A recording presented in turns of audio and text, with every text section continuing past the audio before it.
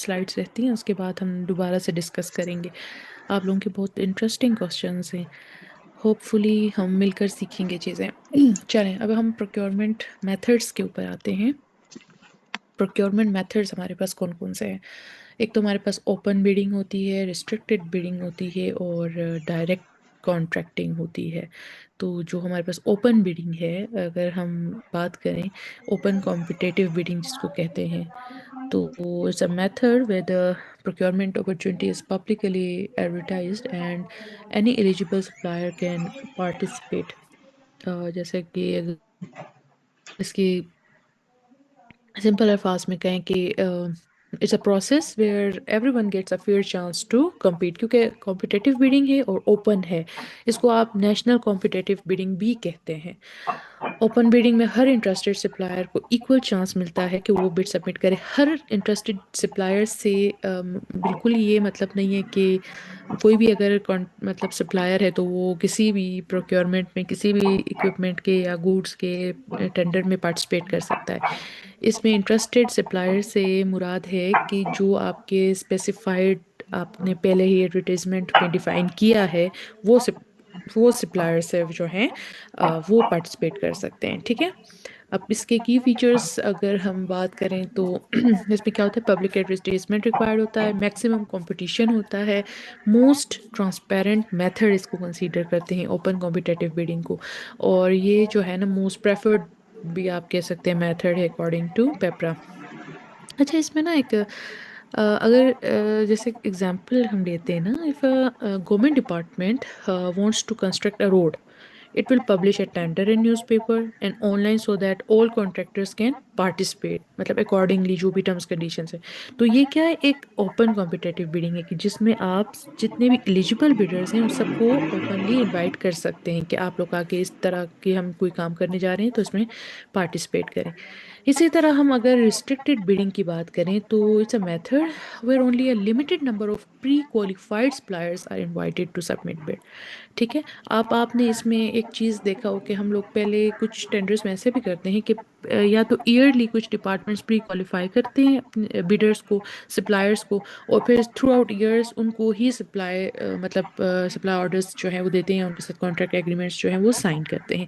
कुछ ऐसा करते हैं कि हर एक टेंडर में, लाइक हर एक बिडिंग में अलग से प्री क्वालिफाई करते हैं for each and every project. वो थ्रू आउट ईयरली नहीं करके रखते, वो हर प्रोजेक्ट के हिसाब से प्री क्वालिफाई करते हैं।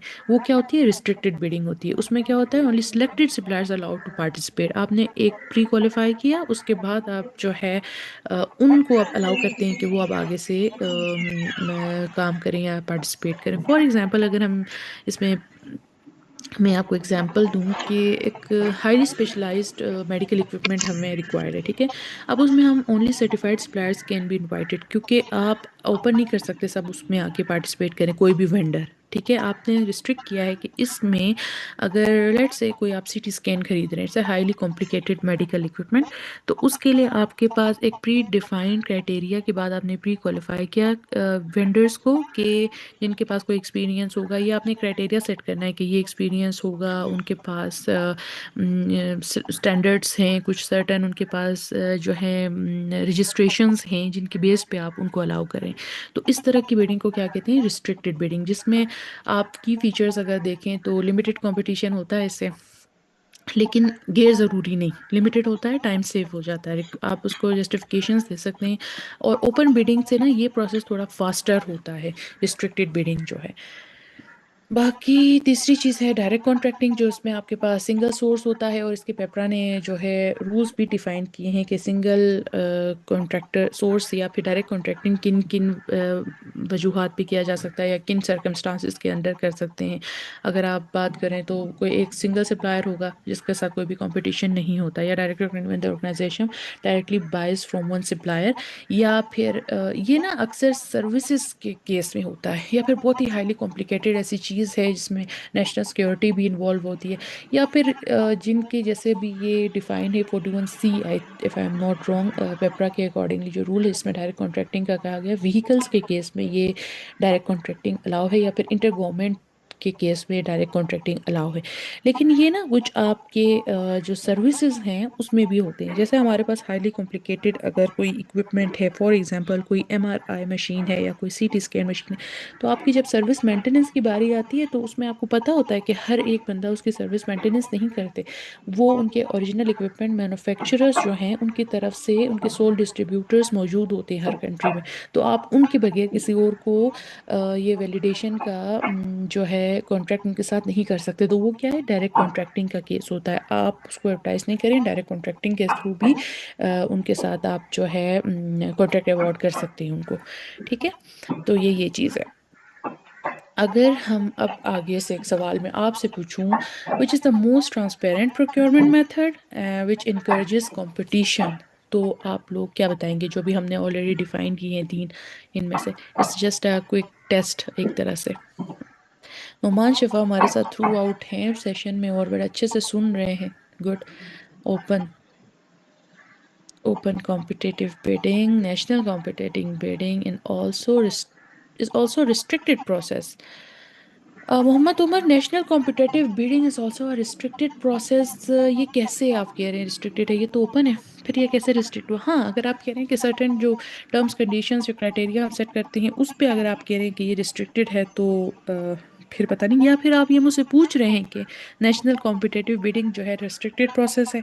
तो no, it's not restricted process, but या अगर आप किसी सर्टेन टर्म्स कंडीशन के बाद क्वालिफाई करते हैं बिडर्स को, अगर उस सेंस में लिया जाए तो it's a restricted process, but it's open for all the eligible or all the interested bidders who fulfill the criteria. ठीक है। uh, how is fairness ensured when only a limited number of bidders are invited?